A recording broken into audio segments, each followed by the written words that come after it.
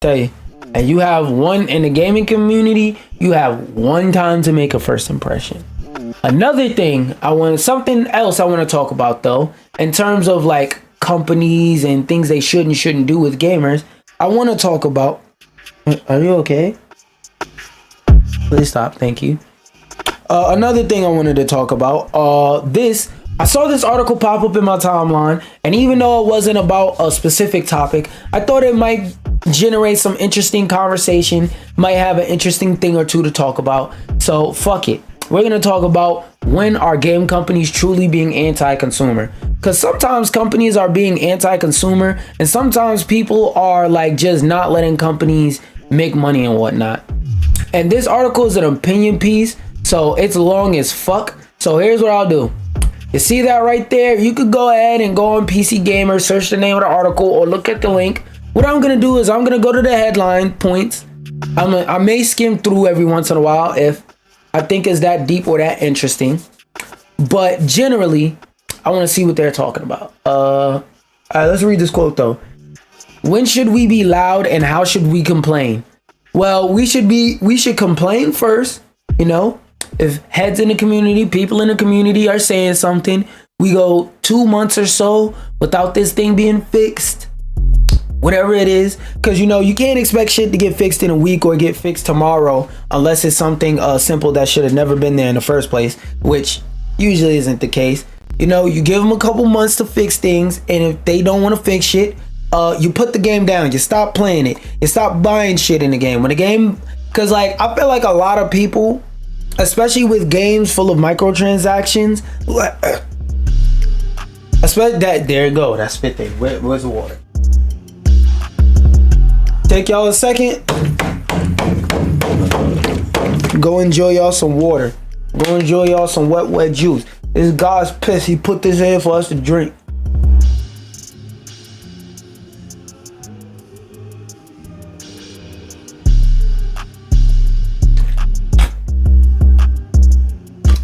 This water, the way this water hitting right now, I know it's 12 a.m., but it feels like I went to sleep at like 12 a.m. It feels like I went to sleep at like 8 p.m. like an old person, and I woke up in the middle of the night and I need some water. That's the type of feeling, type of taste that this water has. Cause I was making some TikToks, and I was in the rain for a little bit making TikToks while I was on the way home from where I was. And this water, cause like I don't know how to describe it, but like when it's cold outside, not freezing cold, but when it's like raining outside, when it's that type of chilly, that type of cool outside, and you leave like a bottle of water outside, the type of cold and the way that it gets, it's just, oh, that's the best. But anyway, when should we be loud and how should we complain? Excuse me. Stop playing the fucking game. That's what I was saying. A lot of people, especially with these games that are free to play, have a bunch of microtransactions. They fall victim to sunken cost fallacy. They fall victim to sunken cost fallacy. They go, I spent $1,000 on this game, I have to play it. Meaning what? What do you want? Are you? 1 second. Maybe he heard about me talking about how great this water is, and he mad that I ain't give him. Yep, that's exactly what it was. That boy said, yo, you using the right descriptors. He said, yo, I don't know what you talking about, but that should sound busting. I need some listen. Yeah.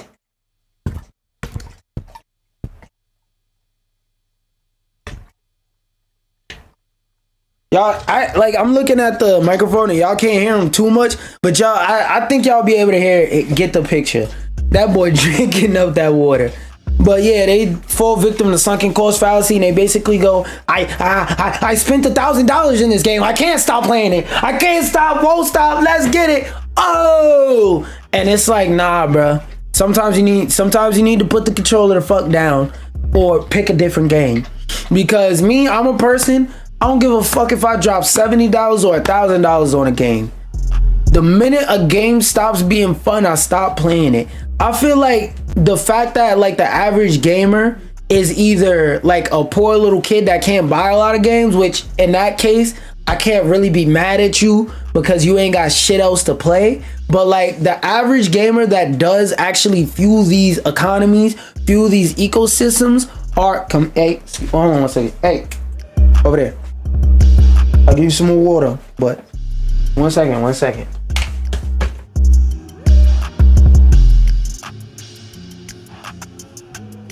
Relax with it out himself. But yeah, the average age of a gamer that helps actually fuel these ecosystems are a bit older. They're a bit more grown.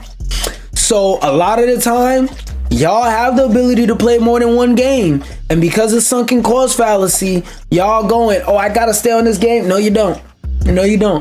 It's way too many people, in my opinion, forgetting that at the end of the day, video games are supposed to be fun. Again, 1 second. Hey, over there. You know where you're supposed to go. Sit. Hey, sit, my boy. Sit, my boy. Sit. There we go. So, damn, I keep having to deal with him and forget what I'm saying. Fuck. Oh. I feel like it's way too many people forgetting that at the end of the day, at the beginning of the day and the middle of the day, games are supposed to be something you play for fun. There's nothing wrong with wanting to be competitive in a game and practice playing a game because you want to get good and you have fun at tournaments. But also remember, that is 9 times out of 10 not your job. You're supposed to be just playing the shit just to play. Playing the shit just to have fun. I feel like way too many people forget to have fun playing the game. I feel like way too many people feel like they gotta be a super MLG pro. I feel like there are way too many people that think a game has to fucking do certain things in order to be like palatable, if that makes sense. Not every game has to be like a game for you, but not every game has to be played by you. Okay? So if you're playing a game and you stop having fun, you go, I don't like it. This experience right now, I just want to go to work. I'm waiting for the bus. I don't like it. Then don't play it. Don't play it. Play a different game. But because so many people have spent so much money on games like Fortnite, the first to flop it, people just want to keep playing it. What is it? Gotcha, not even Genshin, Gotcha Impact. Well, no, Wallet Impact, because that shit impacts your wallet. What's another one? Oh, whether or not you gonna wave your card around on the screen to get the Tapple Pay. People play games like that and don't get the fuck off those games because they have a very crazy business model. Let me read this one, because this one I think might be interesting, because I am a person, I don't care how y'all feel about it. I understand the gamer perspective and I understand the business perspective. My personal opinion, I love platform exclusives for the simple fact that it helps create what's the word I'm looking for? Competition. Whenever you create competition, it may be a net negative in the short term, because it may be like, yo, I don't have that platform, so for a certain amount of time, I'm not going to be able to buy this game, or because I don't have that platform, I'll just straight up never will be able to play this game, especially if... I need more water. I almost threw up. What the fuck? Yeah, I'm gonna definitely brush my mouth out. Anyway, a lot of people may not like platform exclusives, especially people who don't play on PC, where most stuff comes to anyway. may not like platform exclusives because they may miss out on some otherwise great games because people just say, no, I want to keep it on my hardware. But I like the idea of platforms exclusives because it gives you a reason to really pick what platform you want, and it gives you a reason to pick a specific platform. For example, if we're going off of exclusives for this generation of gaming, of what's the best console to buy, like let's say you're a normal person on a budget, because I'm a content creator. If I was a normal person on a budget, I would not have this fucking PS5 that's on my shelf right now. I just wouldn't. There's no point. The only exclusive is Astrobot. And even though Astrobot is a fucking amazing game, if I had to wait 4 or 5 years till they put the shit on PC, or until there's a good working PS5 emulator for me to use to play Astrobot, I would have survived, bro. I'd be good. I would have survived. So like, that's the only like true exclusive that anybody gives a fuck about, because technically there's Stellar Blade, which has been announced recently, like the past week or so, that it's coming to PC, as well as Rise of the Ronin, but respectfully, nobody gives a fuck about that game. That's why that game has gotten no updates and is not getting a PC port. In addition to that, like I said, I miss the idea of exclusives, and like those exclusives taking advantage of mechanics exclusive to that said platform. So for example, The Last of Us using that little the little trackpad on your controller, that's something that a game would have to be PS5 first to properly take advantage of, to properly implement in their game in a way that's useful. Even though in The Last of Us, it's not really the most useful thing ever, but a game, for example, like Until Dawn doesn't really work well on PC mechanically, from what I understand, because your ass waited till the moment when I was quiet to do that. But you know the little parts of Until Dawn where you gotta hold your controller completely still? Those parts probably don't translate well over the PC. Like, what are you gonna do? Tell people, oh, don't move your mouse? Okay, that's easy.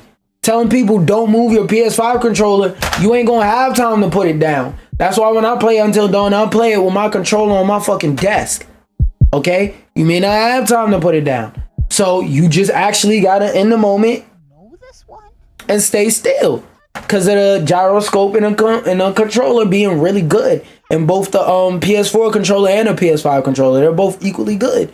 So it's like certain things like that, developers aren't encouraged to use what makes the platform unique and use anything about what makes the platform unique to their advantage, because now I don't have to think about just, okay, this is going to PlayStation and maybe get a PC port way later on down the line. Now they have to go, okay, how will this play on PlayStation? How will this play on Xbox? How will this play on PC? How will this play on Steam Deck? How will this play on Switch if I can ever get it to play on Switch? Is it worth even putting on Switch? Is this the type of game that would be worth pushing to the Switch community, to the Nintendo Switch playing audience? So I am a fan of console, or at least at minimum timed exclusives, and especially console exclusives, because a lot of these games, like PS5 put one of the coolest fucking features on their controller that no studio uses. The only 3 games I can name in PlayStation history that actually use it, period, fuck whether they do it good or not, that actually use swipe inputs on the touchpad to affect and do things in gameplay. The only 3, well, technically 4, but Astrobot and Astro's Playroom are basically the same fucking game. So Astrobot, since Astro's Playroom, The Last of Us, which barely uses it and uses it in a basic, simple way, and Until Dawn, which even that game uses it in a somewhat gimmicky way at points. So the only one of those 3 games that I could say actually used it in a useful way that dynamically changes and affects gameplay for the better is Astrobot. Features like that are so cool and you can really get crazy with, go unused. What about, for example, games with the PlayStation Connect having cool little extra features? Like, even though it didn't work, I forgot what game it was. I think it was Mass Effect. Where, for example, if you wanted to use your shotgun, you could shout out the top of your lungs at your Connect, switch to shotgun, and it would switch to your shotgun. Like, or even, for example, I don't remember what 2K it was, but I remember it was before 2019, but there was a 2K where if you were playing the game and in real life you curse, you would catch a tech in game. So like stuff like that used to be cool. There used to be cool little side additions for people who are Connect owners, for people who had a Connect. So like certain things that are exclusive to the platform don't get pushed. I feel like too many people just look at it as a big ass computer with a logo on it. And it's like, yo, these consoles, there's so many cooler things that could be done with these consoles, not only in terms of like exclusive features that wouldn't work on the other platform, but in terms of running a game in ways to where they could really push the hardware to make these games look better, run better, and whatnot. But nah, we're gonna release a PS5 2024, fucking whatever generation of consoles, current generation of consoles we're on. We'd rather take games like that and put it on a 10-year-old piece of hardware and downgrade the visuals for the PS5 people and the PS4 people, and make it so that the only people who can really get a good experience is the people who play on PC and mod the frames in and shit like that, and uncapped frame rates and stuff like that. Fucking stupid. EGS is one of the hottest zones for accusations of anti-consumer practice in the game industry. Unless there's something I'm missing, again, like I said, the way I feel about exclusives, I'm all for them. I love competition because at the end of the day, competition benefits me, the consumer, you, the consumer, the most. Because if y'all have ever had to interact with something that has a monopoly in a field, what do? They look left, they look right. They say, I have absolutely no competition. I could set the price to whatever the fuck I want it to be. If this thing is worth $20, parts, labor, and profit included, and like, let's say, how much is 15? That's, what the fuck? My brain is fried, so I'm gonna just use 100. So let's say 80%, this thing is worth $100 with you making 80% profit, and the other 20% is you recouping the cost it takes to make that product. So you're charging $100 for a product it takes $20 to make. You're making $80 off of every sale. If you have no competition, you could go, I'm making 80% of every sale in pure profit. Fuck it, I'm gonna make it 180. Now I'm gonna charge you $200. And I'm gonna cite something like, oh, inflation, or oh, the quality of parts we're using. Nigga, you're using the same fucking formula. You're charging us $200 because you can, because there's no other alternative. Versus when there's alternatives for you to go to, if somebody wanted to do something stupid like that, like make 80% profit on a product that it costs $20 to make, charging you $100, a competitor could do the exact same thing they do and swoop in and say, look, they charge you $100 for their shit, we charge you $40.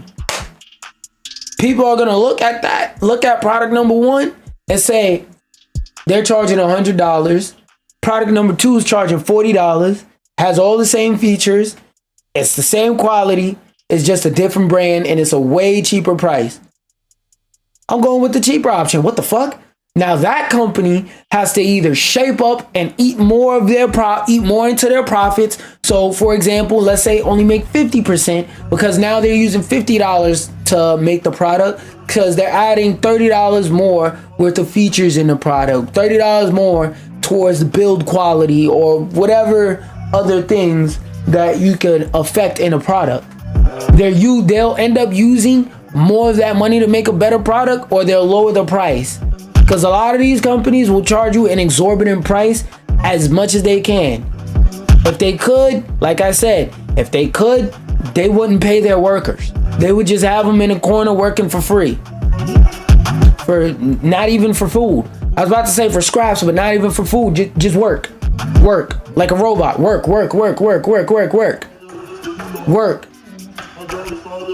So fuck corporations, number one. Number two, I say that because it benefits us the most. The broad argument is that by snapping up games and preventing them from being sold on other storefronts, Epic is restricting consumer choice over the platform we play them on. I can understand how that's a broad argument, but I don't think that's very anti-consumer, especially if it's a timed release. Because if it's a timed release, even if it's a case of like Prince of Persia, where that may not be the best thing for the game, at the end of the day, that is them and the developer's choice to make. As well as if they want to make it exclusive to a platform, that's helping make their platform valuable. That's helping build a brand for their platform. Because like, for example, if the government steps in and says, yo, legally, now you got to put your game on every platform. No PlayStation exclusives, no Xbox exclusives, no Nintendo exclusives. People got to be able to play Mario on their, got to be able to play Super Mario Odyssey on their phone, just like they could play Super Mario Odyssey on an Xbox or a Nintendo Switch. First off, that's not going to work out because now Nintendo has to make an already low graphics, low fidelity, bad frame rate having ass game for mobile. I'm not a developer, but I'm pretty sure that's fucking difficult. And that's crazy to ask. So I don't think this is a good road to go down because the slippery slope is worse than just leaving it how the fuck it is. Yes, it may be annoying to download another launcher because if I had the choice, I would completely delete Steam to fuck off my computer. But there are too many games on there too many PC games that are only coming to Steam because Steam has way better terms in terms of like indie games and stuff like that. And me as a person who actually plays games, I play a lot more indie underground type games. So a lot of those games are exclusive to Steam. But if the core of anti-consumer practices are those which leave us less well off with worse products available, I'm going to suggest that the Epic Game Store is broadly pro-consumer. We've directly profited from the key okay, so they're saying that technically speaking, we are what's the word I'm looking for? Biased. We're biased. We're letting you know that we're biased, but we're presenting things that we look factual to support our statement. Now, if you want to disagree with our statement, cool. But we are disclosing, yes, we have benefited directly from Epic's platform. Epic has employed to establish the Epic Game Store at a larger scale. So far, its weekly giveaways have granted us nearly 100 games with a value of over $2,000 for free. Me as well. That's one of the best things on Epic. The free games they give away are actually good. Unlike fucking Steam, where they give you games that you never heard of and never wanted to hear of. Epic is more generous than Steam with its revenue split, with developers getting 88-12 compared to Steam's base split of 70-30. The knock-on effect for gamers is that developers enjoy higher profits that they can reinvest in development. True. Or the developers can, instead of invest it in making sure that their developers are good, so they want to develop more great masterpieces that are going to bring them in money, they can go and be like that dickhead Ubisoft CEO that fired like 2,000 people to buy some new Bentleys, some new retro Bentleys. Or they could do that. Either way, the more money that goes to the company, the more likely that the scraps that the developers who actually work on the game, the more likely they are to get something. And while Valve hasn't budged on its split, it's having to justify it like never before, which is true. Which, again, this is a perfect example of what I was talking about earlier. People are looking at the 88-12 split on Epic and looking at Steam 70-30, and people, because Steam is more widely established, has been around longer, people are stepping back and they're putting their, can y'all see it? They're putting their hands on their shoulders, and going, whoa, Steam. Y'all been around longer and y'all have way more money and way more capital than EGS in terms of like being a storefront. Why the fuck do you have harsher splits when you have more games, more library, and a bigger install base because you've been around like 10 to 15 years, something like that? Oh, you've been around 10 to 15 years longer than Epic. Why? Lower them damn prices. And if they lower those prices, Now, let's say Steam, instead of going 70-30, they go set 80-90. Now they do, no, not 80-90, not dumbass. Instead, they go 90-10. Now that puts the pressure on Epic to go, yo, we was 88-12 and they was 7-30. Now they 90-10. Now they beating us with better revenue splits. Not only are they the longer established platform, but now they're the longer established platform with better revenue splits. That could kill us. So then they lower theirs to now 95-5. Now indie developers might go, yo, 95-5, that's kind of fucking crazy. I'm basically making every single dollar that the game makes. I don't know, man. Like, that creates competition and forces the number to go down, which can also in turn bring down the amount that developers have to charge you for the game. Cause also lock in, ride with me on this one. The more revenue that a platform takes, the more a developer is inclined to rise their price. So let's say we're gonna ignore the $70 standard and use $100 just to make the math simpler. So let's say that all they really want to charge for the game is $100. I mean, all what they want to make back off of the game, is $100. So for every copy of the game they sell, that's worth what they believe $100 worth of development per copy. Because it is revenue split, instead of just charge you $100, now they're more inclined to charge you $130. Versus if the revenue split was, let's say, 90-10, they will charge you $110. So right out the gate, your games cost less, they're cheaper, you're less likely to get overcharged for games, because developers that actually give a shit about the people who buy their games are going to be more likely and more lenient towards the idea of lowering their price to get more people in the ecosystem and still be able to properly profit and recoup, because that's something you have to do simultaneously to be able to profit and recoup at the same time what they spent and from what they spent and what they spent at the same time. The quicker they can do that, the quicker the game goes on discount, the quicker they release a definitive edition or a deluxe edition or a super massive, whatever the fuck stupid ass name they want to use, edition with all the DLC combined with it. Platform exclusivity and different platforms having different things, different features to draw you in, to me at least, is always has been and always will be a good thing, because it encourages you to make a choice. Okay? Valve still hasn't budged on its split. It's having to justify like never before, actively adding features to Steam at a brisk pace. So they said, we're gonna make our instead of changing our fucking revenue, we're gonna give you the gaming developer equivalent of throwing a pizza party, instead of saying, sorry, we fucked all y'all over and didn't pay y'all for the millions of dollars of overtime y'all worked for free. When developers get more money or better tools, they make better games. This is a fact. And Valve apparently welcomes the competition. That's a great thing. Not every company is like that. That's a great thing. For a long time, they've had no real competition. Because itch.io is pretty big in the indie gaming scene, but my fellow indie game enjoyers, I'm gonna need y'all to step out that bubble.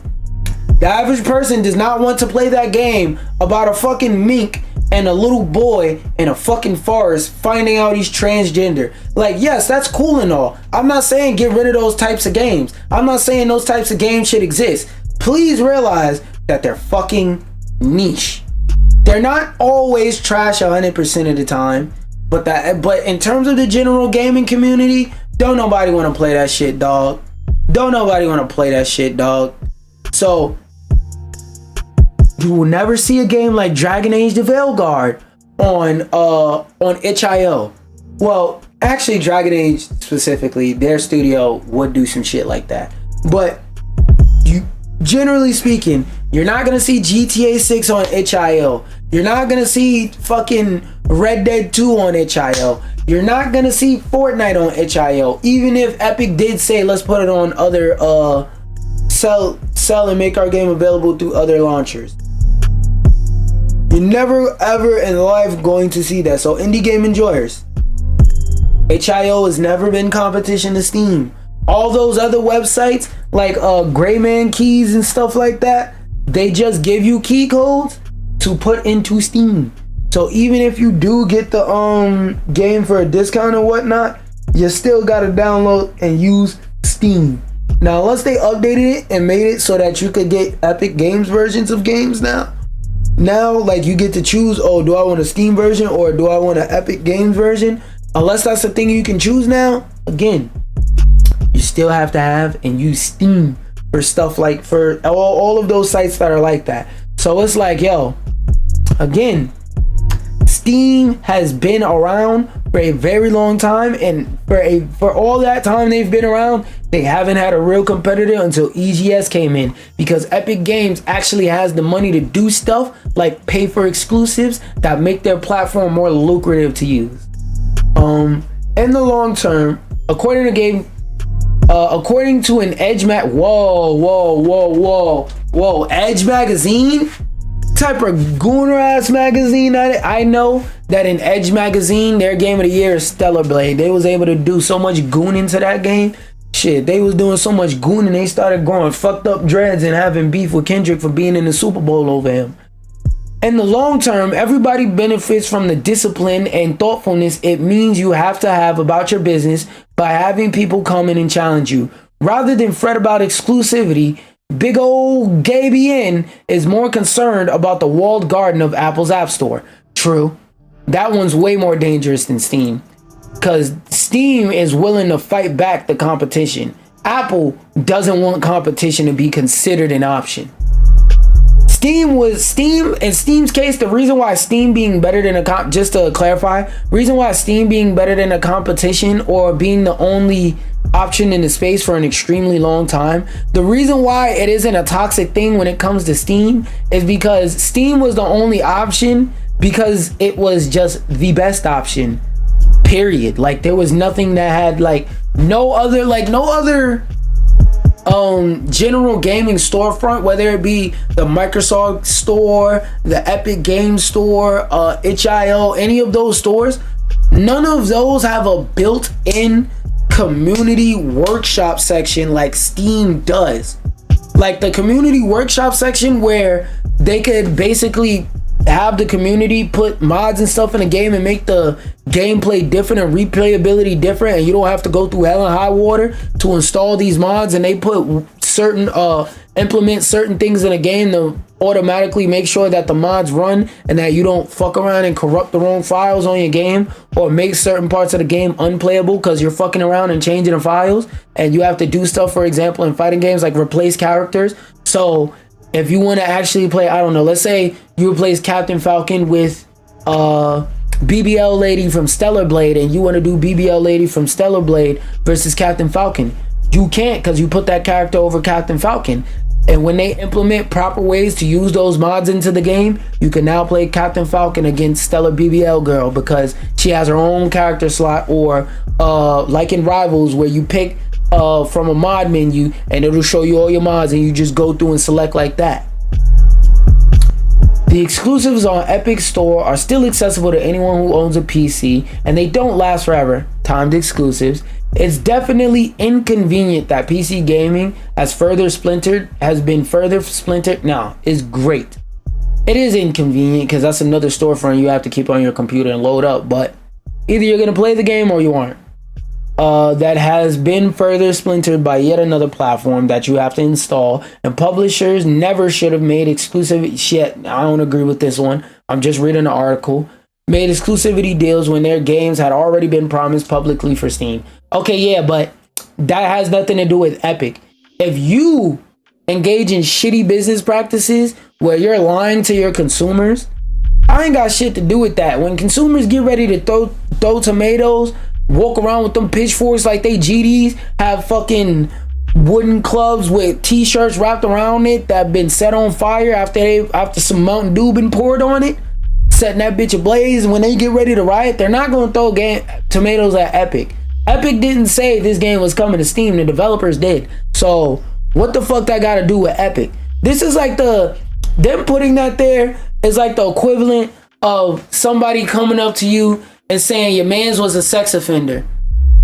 He not my man's no more, number one. Number two, what the fuck you want me to do with that information? Unless I was sex offending with him, what the fuck is telling me gonna do? I didn't sex offend, that nigga did. Go talk to him. Go talk to him. Go talk to her. Well, y'all know how the court system is. They don't be considering female sex offenders in any scenario. But go talk to them.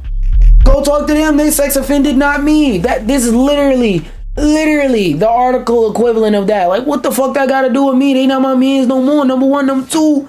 I ain't do that shit. But generally speaking, consumers have benefited from the Epic Games Store arrival. Yes, we have. Most refund policies are already more generous than the law.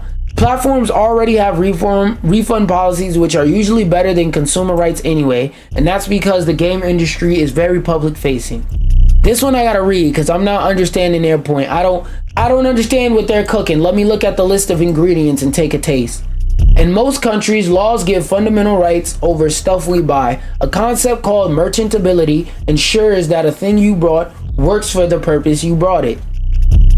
That is a very vague statement because, for example, if I buy a pen and the purpose of the pen is to, I don't know, assassinate people, and the ballpoint pen, let's say, is too safe for me to stab and assassinate anybody with, can I now sue the company for having a defective pen when the purpose they built it for is to write, but I'm trying to use it to write wills? No, there may be more to that, but that in itself just sounds very bad and very vague. Trouble is, in the digital sphere, you give up on some of the rights you automatically get from physical items. True. I wish one of these companies would break into my crib and take this fucking game and take this game out my goddamn room.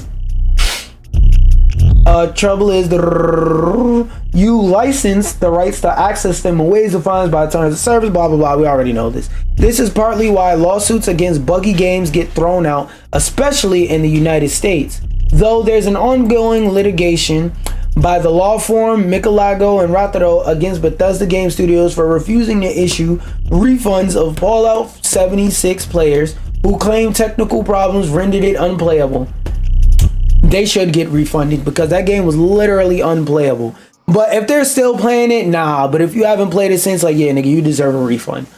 Who claim technical problems rendered it literally unplayable. I'd love to know what's happened since it kicked off in late 2018, but since the litigation is live, they couldn't comment on it. They still in court for that? Y'all niggas not winning that. For Ryan Gold, though, don't know who the fuck that is. Law only goes so far in US. 9/10 of the law is possession. Especially under the current business-friendly administration. You can't get past the fact that our courts are being pushed to be much more protective of corporations, he tells me. In Europe, though, laws are more progressively on the side of consumers. This tends to be generally true, from what I know, but I don't live in the EU, so these laws don't affect me on a you have to learn them type of way. So it could just be cherry-picked headline-worthy stuff. The United Kingdom's Consumer Rights Act was amended with new rules which raise consumer protections for digital content. If faulty and within 30 days, if it's faulty and it's within 30 days of the purchase, you get a refund. I hate that shit. How the fuck is it your job? I need to stop slamming my mouse. But how the fuck is it your job to write for a living and you can't structure a fucking sentence properly? Why was the word "it" absent from that sentence? What's faulty? Basic requirements are that it's of satisfactory quality, fit for purpose, and as described by the seller. Does it count for buggy kind of functional games? The UK government's example of someone buying an item and it failing to appear in the game is much more clear-cut than a lot of real-world gaming situations, like the nuances of troubleshooting GPU compatibility. Well, they do list the minimum requirements and stuff like that on their websites and on their game pages, so they could cite that as a fuck you, shut up, get out of court. Now we're gonna countersue because you wasted our goddamn time. Future legal cases will help establish those definitions, though. Yes, they will create precedent. But do they even matter? I don't know how much benefit consumers get from consumer rights laws anyway. Because if I've got a faulty video game, it's not like I tell Steam I want compensation under the Consumer Rights Act. Yeah, that was gonna be the next thing I say. You can send email. You can send a email to Steam and whatnot about that, and they're gonna shrug their shoulders.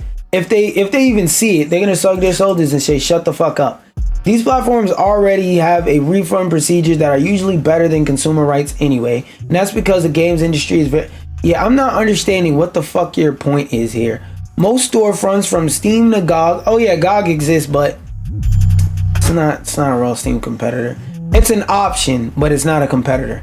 There's a difference between a competitor and an option. A competitor is at any time capable of overtaking you. An option is just if I really hate your platform so much that I'm willing to switch everything over and go to a new platform, I can choose GOG. Most storefronts from Steam to GOG offer no questions asked reimbursement, giving you the chance to test the game for a few 2 hours to see if it meets your expectations. With a disastrous game launch, it's often the game company which has sunk millions on development and marketing that comes out worse. True, because now they got to give all this money back. They have or just miss out on a bunch of money that they otherwise could have had from people who wanted to buy the game. They have many reasons to fix their game and satisfy customers. In that context, rather than anti-consumer, most buggy disasters are merely disappointing. Well, if they finish the fucking games before they put them out, a lot of them would be less buggy. Like, yes, I'm not a fucking idiot. Most games have bugs, glitches, even stuff that not even the developers will ever find or hear about, or bugs and glitches in the game that we won't find out exist in the damn game until 10 years later. All right, every game has that. But if a game is so buggy that you can't even play the game properly, like it's on par or close to some shit like Cyberpunk, where you can't play the game, or y'all remember that, and a lot of people think Saints Row 2022 is what got, what's the name of that damn studio, is what got Volition shut down. No, it was actually Agents of Mayhem. You know why? Because if you remember way back in the day, Agents of Mayhem was a game that was mechanically uncompletable. I don't know if they ever patched it and fixed it, because this was way before patch culture, but you mechanically could not beat Agents of Mayhem if you played the 1.0 version, because there was a literal game breaking glitch. That used to be a common term when you played bad games, that they were literally unplayable because there were glitches that would break the game in ways that are so bad it would make it to where you literally can't play the game. So Agents of Mayhem had a game breaking glitch where when you was trying to go to like the final boss or something like that, right before you get to the final boss, to explain it in like gamer terms, imagine that every time you do something in a video game, once you pass an imaginary wall, certain stuff starts happening. Like if you're right here in front of the imaginary wall, no cutscene. The cutscene doesn't start yet. As soon as you step foot over that imaginary wall, the cutscene loads up and starts, right? In Agents of Mayhem, where that cutscene for the final boss was supposed to start, instead of being an invisible wall that tells the game, okay, play a cutscene or activate the spawning of the boss or whatever, instead of doing that, it's an invisible wall. So you get to a point to where any other time in a free world, you could go past this wall. Now you're hitting an invisible wall, and now you literally mechanically cannot beat the game. Or y'all remember what happened to me in Saints Row 2022? Where the mission kept fucking up and kept looping, and we was doing the mission over and over and over, and it just wouldn't work? Yeah, stuff like that. Stuff like that used to happen all the time in bad game. Any game that was considered bad probably had some crazy game breaking glitches. But like, in terms of when I say stop releasing broken games, stop releasing 1.0 broken versions of the game and just saying we'll patch it day one. Release a game that works, let people play it, and let people enjoy it. Stop saying, oh, we'll just patch it later. Oh, we'll just patch it later. Not only you are capable of that. Number one. Number two, how you know this game is going to be successful enough, is going to be non-glitchy enough for it to be like, oh, I can just play the game, they'll be good. I don't have to wait for patches. How do you know that the game will be that level of good? How do you know that you'll actually make money off of this game to where you can keep the lights on in your studio to actually be able to patch it? Now, some of that can be mitigated with better management, but a lot of these gaming companies don't have the greatest fucking management, so it is what it is. Are downgrades or misleading ads anti-consumer? We'll read the examples, but like, yes, nigga. That's literally a crime. It's called false advertising. We don't even have to go over this one. But Watch Dogs 3, The Witcher 3, Dark Souls 2 were all criticized. Oh, let's not forget Puddlegate. Let's not forget Spider-Man. Were all criticized for being downgraded, just to name a few. Yeah, you're lying. You're straight up lying to the consumer, telling them one thing and showing them another. It's already a literal crime. Gambling and addiction, also already a literal crime. See, for example, in 2018, when a lot of lawmakers and stuff like that started realizing how bad the microtransactions were in Overwatch, and Overwatch had to start specifying drop rates. Overwatch, and ironically, even though that was a better system, Overwatch incurred, like Blizzard legal team, Blizzard's legal team incurred so much hell and high water for those damn loot boxes, those damn microtransaction boxes that they had in the game. They incurred so much hell for that. Like a phenomenal, crazy amount of hell for that. It's the reason why they gave us the shittier battle pass system in the second game. Because they incurred a lot of hell with those damn loot boxes. And that's just the biggest example I can name. There's a lot more. Privacy matters. This could be interesting. A rising issue around all online media, from Facebook to Google on down, is privacy. Even Xitter. A lot of people who I know are artists are moving over to Blue Skies because Twitter has basically a public change that they walked back, but it's too late. It's already a change that you have to go out of your way to fix. And again, you have one time to make a good first impression. You have one time to give somebody a first impression about something. And a lot of people will forever keep that first impression in their mind and never change it. Even if things change, they will usually never change it.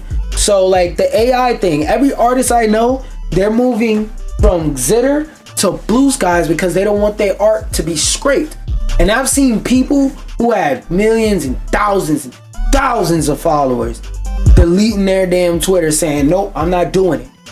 Deleting fucking Zeets that had thousands and millions of views because they don't want their shit scraped by Grok's shitty ass AI. And the downfall of Grok is crazy because that shit used to be so fucking amazing, but then Elon slowly took away every good feature out of Grok, and it's like, yo, how the fuck are you making this one of your premier features, one of the features you use to push and market Twitter Blue, and the damn feature just keeps getting worse. You keep nerfing it. Why are you nerfing your AI bot, dumbass? It's already few reasons to pay for that shit, and you're giving people even fewer. What a game can collect is essentially infinite, Joey New tells me. Newman advises technology companies on privacy, having previously worked for EA and Ubisoft, but quitting those jobs because those motherfuckers are nosy as hell and will do anything to get your precious data and make another cent off of you. So, for several years, he's been warning the industry that while mining player data can do lots to make games better, it comes with a lot of new responsibility. Translation: when you hit give my data to the company, you are probably subjecting yourself to give all your data, no matter what it is, to this damn company. Be careful who you hit that button with. For an idea of the depth of data game companies can collect, here's what a FIFA player got when he requested his data from EA under the GDPR Consumers Report call recordings, device information, play statistics. Basically, every digital platform that you use, whether it be a game on EA where you're using the EA launcher, or TikTok, any social media, Gmail, legally there are certain things about your data that they use and that they have to save regardless to, like they said, make their game, service, whatever, better that they have to keep, that they legally have to send you if you request it. That's why buried far and deep in your settings, there's usually a request my data option that just downloads a packet that dives into and specifies all your data. For an idea of the data companies can collect, here's what, what's fair to collect? For Newman, it's a question of what a game actually needs and wants in order to provide its service, and varies hugely by game. That is true. Because, for example, let's say Call of Duty may need, wait a second. No. Stay your butt over here. Thank you, dearest Poppy. For example, in a fighting game, one thing they may need to connect. One thing they may need to collect is controller information. They may want to see specifically what types of controllers are you using. Are you using third-party controllers? Are you using rare unsupported controllers for accessibility reasons? Like, for example, let's say, I don't know, you don't have a thumb. Let's say you were born with just 4 fingers and you have to grip everything like that, like you cracking foes, dropping rigs, like in that TK song. But fuck a beat, I was trying to beat a case. So let's say that's you, and you need a special controller that allows you to be able to press all the buttons without having to use your thumb, because, well, you don't have one. The developers of the game may want to know that information and see, hey, is it worth taking time out of our day, taking time out of our budget to put some developers on a team to make sure that those types of controllers work with our game? Is there a sizable enough amount of our audience that has to use accessibility controllers to play our game? And what options and stuff like that can we put in the game that rearranges and changes the functions of the buttons so that those people will be able to better play and enjoy the game? You know, it takes a lot for them to consider stuff like that. And that's just one narrow-minded example. It can get way more deep and vague than that. So it's a case-by-case basis. Companies are legally required to tell you what data they collect about your games, blah, blah, blah. Hey, stop that. Down.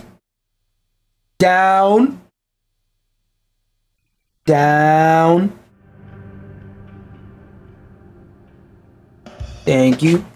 Yeah, I already said that. Fortunately, privacy protections law is strengthening, led by the EU's pioneering GDPR. Most companies want a single global policy, and that means conforming to the strongest rules. So they work with GDPR as a baseline, and starting with the California Consumer Privacy Act, which came into effect at the start of 2020. Other U.S. states are following suit. Yo, this motherfucker is terrible at writing. How you start a paragraph off with the word but? What the fuck are you conjuncting this with? Nigga, again, how the fuck is it your job to write articles in English and you don't even know how to properly format shit in English? Why are you starting a paragraph off with the word but? You could have just said, it's difficult to say all this if all this is enough. Didn't even put the word all. Yo, what the fuck was your editor doing? Because, like, some of this fault is not just on the writer. Some of this fault is also on the editor. Because, like, my nigga, what the fuck were you doing? Were you sitting there with your thumb in your ass while you were supposed to be reading over the article? God damn, bro. Do they not have professional proofreaders and grammatical correctors in that bitch? Jesus Christ. It's difficult to say if all this is enough. While company, or you could have put commas, or it's difficult to say, I mean, not commas, damn. Not parentheses. The shit's like this, quotes, damn.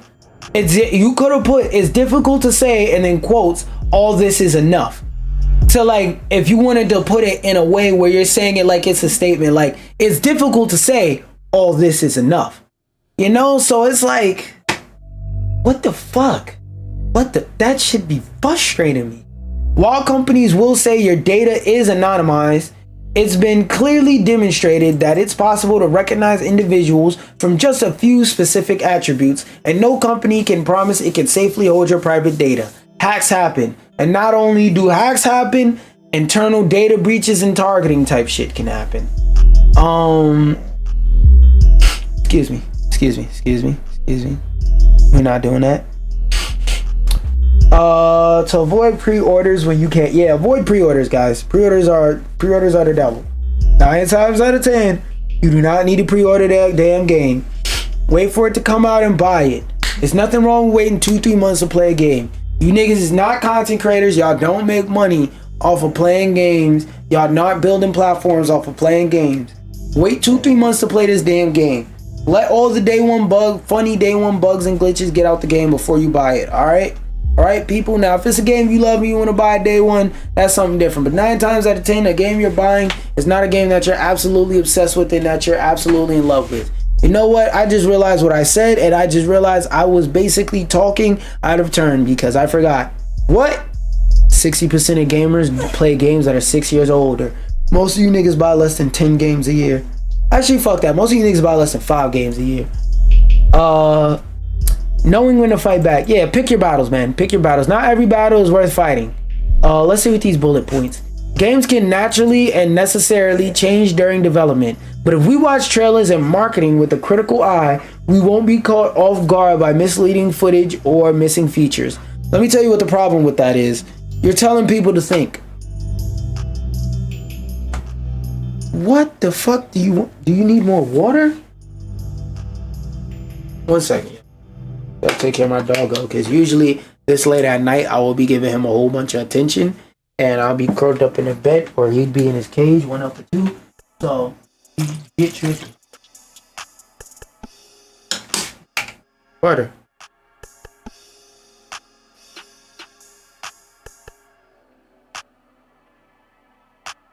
And what the fuck? Bed then. Down.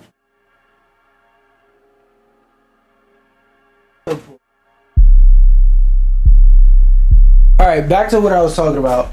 Yeah. With this point, this is not gonna work out. You telling people to think critically. Most people can't even understand what critical thinking is. Store exclusives are inconvenient for us, but that's usually about it. Most people only have one platform, and most people only play like 3 games.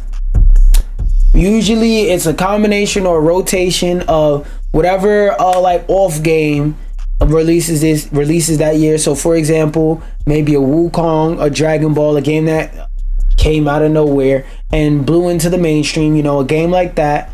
Then the rest of the rotation is usually Fortnite, Call of Duty, Roblox, any one of the 3 major sports games. So American football, soccer, I speak freedom, nigga, soccer, American football, soccer, or basketball. So they're inconvenient for us, but the games they're playing are either on the platforms they're playing or they don't give a fuck. Unreasonable regional pricing can unfairly affect some play. Yeah, that's one thing I feel like not a lot of developers take in mind, because they'll make a pricing scheme that applies to like the average working class citizen of where they live, and not realize that certain countries have lower exchange rates, so the equivalents aren't just numerically the same. So for example, I wish I had the clip, but I remember there's a clip where Pirate Software Store was talking about how he realized that on a game that it was either a game at Blizzard or a game that he made with his company, Pirate Software. He was realizing that a lot of people were pirating the game in Brazil. So what he did is he went in the regional pricing settings on Steam and made the game like $5 in American money for Brazil. But the amount of people bootlegging the game significantly went down. Because again, how does the quote go? Piracy is not a cheapness issue. Piracy is a service issue all the time. Now, every once in a while, there's people being cheap and malicious, but a majority of the time, piracy is a service issue. So, yeah, regional pricing is very, very important to a game sales. Pre-orders remove your ability to fully judge a game before buying it. Yes, because there are no review. Hey, no, stop that. Gosh, why does he keep licking his fucking tail? Anyway, yeah, stop pre-ordering games. Pre-ordering games is devil. There are very few games that you should pre-order. Have I ever pre-ordered a game?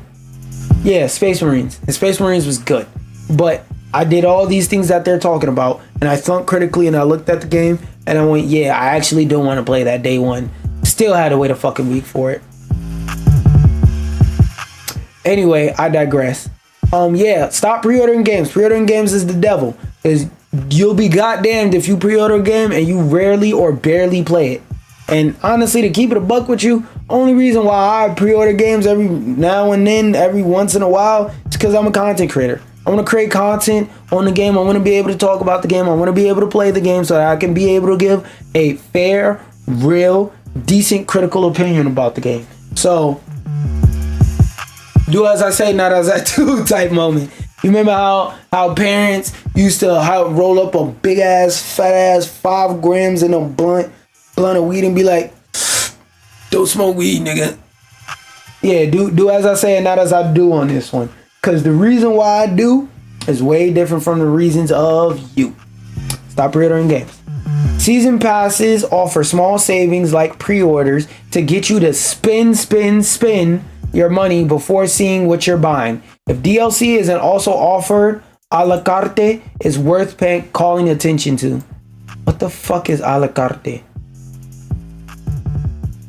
Search. Yeah, a la carte. Get past a la carte. Bitch, that's a la carte. For a menu or restaurant, no. As a separately priced items in a menu, not a part of the set meal. That sounds like a stupid ass idea. Isn't also offered a la carte, is worth calling attention to. Gotcha games. Free to play game players. Fortnite, Roblox players, and 2K players, because y'all are just a different type of dumb. Listen up, this is about you. Gotcha games and other loot systems take advantage of compulsive behavior. We'd rather not see them in anything. For those of y'all who are a little bit stupid, right now you're spending $5. But how many times are you spending $5? Because if I spend $70 on a game once and I never have to buy anything in the game for the next year, that game has cost me $70. If I spend $5 a week for 10 weeks, I just paid $50 for a free game. I technically just overpaid for the game. If I spend $5 a week on a game over 70 weeks, and it's less than 70 weeks in a year. Let me look it up though.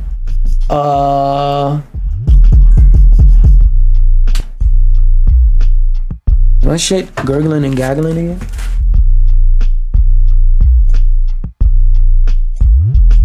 Oh no, I'm good. Oh no, I stand corrected. It's 52 weeks in a year. But even still, if you spend $10 for 50 weeks, it's $500. You could end up spending $500 on a game, on a free game, versus if I pay $70 and I play this game for a year and I don't have to pay for any microtransactions, any DLC, that game cost me $70. If you play $10 for microtransaction a week for, like I said, the next 50 weeks, because you played this game for a year, you paid $500 for a game versus I paid $70. You know what I'm saying? But of course you don't get what I'm saying, because if you dumbass niggas are even watching this type of video, y'all can't count. Y'all stumbled on this video by accident. For big games as a service, your time investment and personal data can be as valuable to the company as cash, because the more you play the game, the more likely you are to become a victim to their predatory microtransaction systems and spend a lot of money on the game. And what happens when somebody spends a lot of money on a game? That's right, people. Say it with me. Come on, you can do it. You can do it. the sunken cost fallacy. They start to believe that because they spend so much, they gotta make it worth it. And as far as this article goes, talking about when are game companies truly being anti-consumer, I think this was a pretty decent think piece. All the fucked up, terrible, shitty grammar aside, I don't know who's the editor of this article, but that nigga's terrible. Let me go to the bottom. Features by Alex Wiltshire. So Alex Wiltshire, you did a shit job, and whoever's your editor, that nigga did a shit job in terms of the actual writing of this article. But in terms of the thoughts it can inspire and like do and stuff like that, and the debate it can inspire and whatnot, I like it. So for the contents of what you're talking about, amazing fucking think piece.